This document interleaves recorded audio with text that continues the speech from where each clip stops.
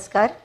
Doctor राज प्रोडक्शनच्या doctor राज reveals या chat शोमध्ये मी doctor Rajshri Rajendra Chandorkar आपले सहर्ष स्वागत करीत आहे. आजचा हा आपला पहिला एपिसोड आहे. कोविड-19 हे जगाच्या नकाशामध्ये हिट लिस्टवर आहे. इम्युनिटी आणि लसीकरण या विषयांना अनन्यसाधारण महत्त्व प्राप्त झालं आहे आणि त्याच अनुषंगाने आज आम्ही चर्चेसाठी विषय निवडला आहे या चॅट शोमध्ये इम्युनिटी अर्थातच रोगप्रतिकारशक्ती.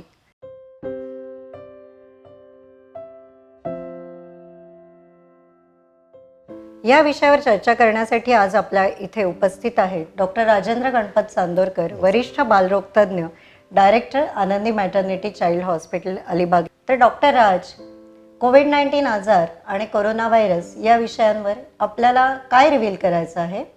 सर्वप्रथम मी इथे हे नमूद करू इच्छितो की हा जो चॅट शो आहे तो आपल्याला बॅक टू बेसिक्सकडे घेऊन जाणार आहे. जनसामान्यांसाठी खास तयार केलेला हा चॅट शो आहे. कोविड-19 आजार व कोरोना व्हायरस याविषयी खरं तर नवीन काही सांगण्यासारखं निश्चितच नाही, कारण या आजाराविषयी ज्ञान आणि माहिती विविध माध्यमांतून आपल्यापर्यंत केव्हाच पोचलेली आहे. तरीसुद्धा मी हे म्हणेन की कोरोना हा विषाणू आहे आणि बरेचसे विषाणूजन्य आजार हे सेल्फ लिमिटिंग इलनेसेस असतात. याच्याच विरुद्ध बॅक्टेरियल इन्फेक्शन्स म्हणजे जीवाणूजन्य आजार हे मात्र सेल्फ लिमिटिंग नसतात. जोपर्यंत आपण योग्य ते अँटीबायोटिक्स प्रतिजैविक वापरत नाही तोपर्यंत जीवाणूजन्य आजार कमी होत नाहीत. आता विषाणूचे आजार हे सेल्फ लिमिटिंग असतात म्हणजे काय, तर आपल्याला जंतुसंसर्ग होतो, काही दिवसामध्ये लक्षणं दिसतात आणि पुढील काही दिवसामध्ये हा आजार आपोआप बरा होतो. आता हा आजार आपोआप बरा होणं हे सर्वांमध्ये शक्य आहे का, तर नाही, कारण हे आपल्या प्रतिकारशक्तीवर अवलंबून असतं. एखाद्या व्यक्तीची, एखाद्या मुलाची प्रतिकारशक्ती चांगली असेल तर आजार आपोआप बरा होईल, परंतु प्रतिकारशक्ती जर चांगली नसेल किंवा मुळातच त्या व्यक्तीला, त्या मुलाला काही व्याधी असतील तर मात्र हा आजार आपल्या जीवावरही बेतू शकतो. म्हणजेच काय, थोडक्यात सांगायचं झालं तर हा सगळा इम्युनिटीचा खेळ आहे. तर डॉक्टर, इम्युनिटी म्हणजे नक्की काय हो? जेव्हा आपल्याला जंतुसंसर्ग होतो तेव्हा आपल्या शरीराकडून एक प्रकारचा रोगप्रतिकारबंधक प्रतिकार निर्माण केला जातो किंवा विकसित केला जातो आणि त्यालाच इम्युनिटी किंवा प्रतिकारशक्ती असं आपण म्हणू शकतो. तर डॉक्टर, आपण याविषयी काय सविस्तर सांगाल का? हो, निश्चितच. खरं तर हे सांगताना काही मेडिकल टर्मिनॉलॉजीचा वापर मला करावा लागेल. आपल्या शरीरामध्ये इनेट इम्युनिटी असते. जेव्हा जंतुसंसर्गाशी आपला संपर्क येतो तेव्हा ही इनेट इम्युनिटी सर्वप्रथम ॲक्टिवेट होते. या इम्युनिटीमध्ये नॅचरल किलर सेल्स, फॅगोसाइट्स अशा प्रकारच्या पेशी, तसेच आपल्या शरीरामध्ये असलेले natural barriers, skin, mucus membranes, स्टमकमधला ॲसिड, सलायवा अशा प्रकारचे जे नॅचरल बॅरियर्स असतात ते पिक्चरमध्ये येतात आणि या जंतुसंसर्गाला विरोध केला जातो, त्याच्याशी लढा दिला जातो. हा झाला पहिला अडथळा, जो साधारणतः पहिल्या 10-12 तासामध्ये आपल्या शरीरातून निर्माण केला जातो आणि त्यातून जर जीवाणू किंवा विषाणू वाचला तर मग पुढची इम्युनिटी सुरू होते आणि ती इम्युनिटी म्हणजे ॲडॅप्टिव्ह इम्युनिटी. आता या ॲडॅप्टिव्ह इम्युनिटीमध्ये सुद्धा 2 प्रकार असतात. पहिली इम्युनिटी जिला आपण ह्युमॉरल इम्युनिटी म्हणतो, ज्यामध्ये आपल्या शरीरातील काही विशिष्ट पेशी, ज्यांना आपण बी लिम्फोसाइट म्हणतो, त्यांची वाढ होते, त्यांची वृद्धी होते आणि नवीन सेल्स तयार होतात. त्यांच्यामार्फत अँटीबॉडीज, ज्याच्याविषयी आपण नेहमीच ऐकतो, किंवा इम्युनोग्लोब्युलिन्स तयार होतात आणि हे अँटीबॉडीज वेगवेगळ्या प्रकारचे असतात. IgM, IgG, IgA, IgD आणि IgE अशा विविध प्रकारच्या अँटीबॉडीज असतात. त्यांचा कालावधी मात्र वेगवेगळा असतो, त्यांचं फंक्शन किंवा कार्यसुद्धा वेगळं असतं. या अँटीबॉडीज विषाणूला किंवा जीवाणूला मारण्याचं काम करतात. त्याचबरोबर इतरही काही मेकॅनिझम्स आहेत, जसं कॉम्प्लिमेंट सिस्टीम आहे आपल्या शरीरामध्ये, ऑप्सोनिन सिस्टीम आहे. या सिस्टीम्सद्वारे सुद्धा जीवाणूला किंवा विषाणूला मारण्याचं कार्य या ॲडॅप्टिव्ह इम्युनिटीतर्फे केलं जातं. आता यामध्ये महत्त्वाचा एक मुद्दा असा आहे की या ह्युमॉरल इम्युनिटीमध्ये स्मृती पेशी म्हणजेच मेमरी सेल्ससुद्धा क्रिएट होतात आणि त्या शरीरामध्ये साठवल्या जातात. पुन्हा जेव्हा अशा प्रकारचा जंतुसंसर्ग मनुष्याला होतो तेव्हा मात्र एक तीव्र रिस्पॉन्स दिला जातो आणि ह्या पेशी ॲक्टिवेट होतात आणि ही इम्युनिटी ॲक्टिवेट होते आणि त्या जीवाणूला किंवा विषाणूला मारलं जातं. आता हे झालं ह्युमॉरल इम्युनिटीविषयी. याच्याच बरोबर सेल मेडिएटेड इम्युनिटी सुद्धा ॲक्टिवेट होते. त्यामध्ये टी लिम्फोसाइट नावाच्या पेशी सेन्सिटाईज होतात, त्यांची वाढ होते आणि त्यांच्या ज्या सबटाईप्स आहेत ज्यांना आपण टी हेल्पर सेल्स म्हणतो किंवा सायटोटॉक्सिक सेल्स म्हणतो, टी हेल्पर सेल्समधून विशिष्ट केमिकल्स निर्माण होतात ज्यांना आपण सायटोकाइन्स म्हणतो आणि ते जंतूंशी लढा देतात. त्याचबरोबर सायटोटॉक्सिक सेल ज्या आहेत त्या विषाणूने किंवा जीवाणूने भरलेल्या ज्या पेशी असतात त्यांना मारण्याचं काम करतात आणि यामध्ये सुद्धा थोडीफार मेमरी राहते ज्याला आपण स्मृती पेशी म्हणतो, त्या पुढच्या वेळेला जेव्हा जंतुसंसर्ग होतो तेव्हा उपयोगाला येतात. तर थोडक्यात काय, ही जी इम्युनिटी आहे ही 2 भागांमध्ये वर्गीकृत केली जाते. डॉक्टर, आणखीन सोप्या भाषेत आपण याचं वर्गीकरण कसं करू शकतो रोगप्रतिकारशक्तीचं?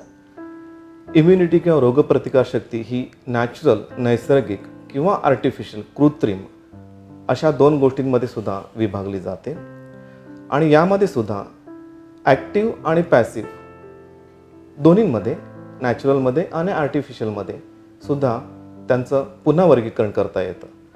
तर आपण जेव्हा नॅचरल इम्युनिटीविषयी बघतो तेव्हा ॲक्टिव्ह इम्युनिटीविषयी बोलायचं झालं तर जेव्हा आपल्याला जंतुसंसर्ग होतो तेव्हा आपण वर जो नमूद आत्ताच केलेला कॅस्केड आहे तो काम करतो आणि त्याला आपण ॲक्टिव्ह इम्युनिटी म्हणतो.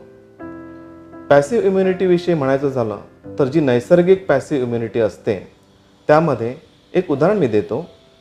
मातेकडून बाळाला ज्या अँटीबॉडीज जातात नाळेद्वारे आणि प्लासेंटाद्वारे, ती पॅसिव्ह इम्युनिटी आहे असं आपण म्हणतो. त्याद्वारे बरेचसे आजार बाळांमध्ये प्रिव्हेंट होतात. घटसर्प आहे, धनुर्वात आहे, गोवर गालफे रुबेला आहे, अशा प्रकारचे आजार बाळामध्ये होत नाहीत आणि याच अँटीबॉडीज मातेच्या चीक दुधामध्ये सुद्धा येतात आणि काही मोठे आजार बाळांना होत नाहीत. याच्याच विरुद्ध जे आर्टिफिशियल इम्युनिटी आहे त्यामध्ये ॲक्टिव्ह इम्युनिटी हा विषय जेव्हा आपण चर्चेला घेतो तेव्हा आपल्या डोळ्यासमोर लगेचच व्हॅक्सिन्स येतात किंवा लशी येतात. लशीद्वारे आपण ॲक्टिव्ह इम्युनिटी माणसाच्या शरीरामध्ये क्रिएट करतो. लसीकरणाचा विषय सध्या बराच चर्चेत आहे कोविड-19 या आजारामुळे. आणि आर्टिफिशियल पॅसिव्ह इम्युनिटीविषयी जर म्हणायचं झालं तर अँटीबॉडीजचे इंजेक्शन्स आर्टिफिशियली तयार केले जातात आणि ते काही आजारांमध्ये देतात. उदाहरणार्थ कुत्रा चावल्यानंतर होणारा रेबीज हा आजार विषाणूमुळे होणारा आजार आहे. जखमा जर खूप खोल असतील तर जखमांमध्ये सुद्धा अँटीबॉडीचं इंजेक्शन द्यावं लागतं आणि त्यानंतरच हा आजार 100% होत नाही. याचबरोबर आणखी उदाहरण म्हणजे हेपेटायटिस बी किंवा धनुर्वात या आजारांमध्ये सुद्धा कधीकधी अँटीबॉडीज द्यावे लागतात. तर डॉक्टर राज, नैसर्गिक प्रतिकारशक्ती आपल्या शरीरामध्ये वाढवण्यासाठी आपण काही प्रयत्न करू शकतो का? निश्चितच काही गोष्टी आपण नियमितपणे पाळल्या तर नैसर्गिक प्रतिकारशक्ती ही वाढू शकते. उदाहरणार्थ diet, exercise, stress relieving strategies आहेत. आहाराविषयी सांगायचं झालं तर आपल्या आहारामध्ये, संतुलित आहारामध्ये जीवनसत्व व क्षार यांचं मिश्रण असणं गरजेचं आहे. बरेचसे विटॅमिन्स आपल्याला माहीतच असेल, vitamin A, vitamin D, vitamin E आणि व्हिटॅमिन सी हे आपल्या इम्युनिटीशी आणि प्रतिकारशक्तीशी संबंधित आहेत.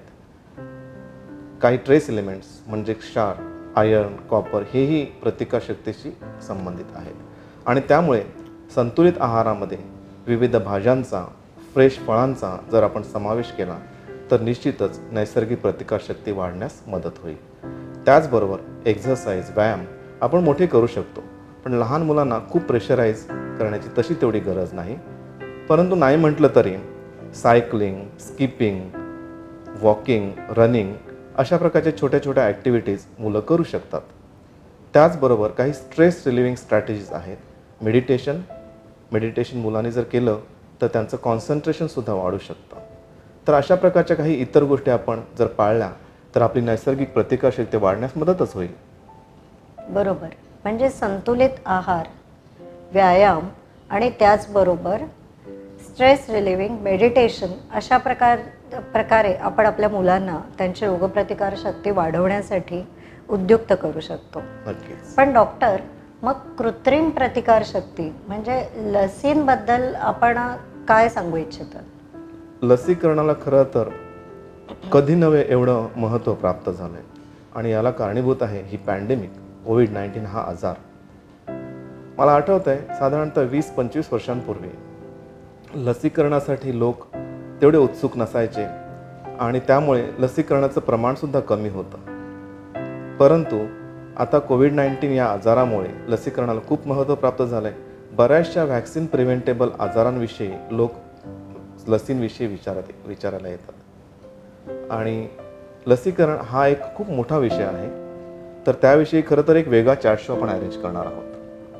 तर डॉक्टर राज, आपण आज इथे आम्हाला अत्यंत उपयुक्त माहिती खूप सोप्या शब्दात सांगितलीत, त्याबद्दल मी आपली आभारी आहे. धन्यवाद. नमस्कार.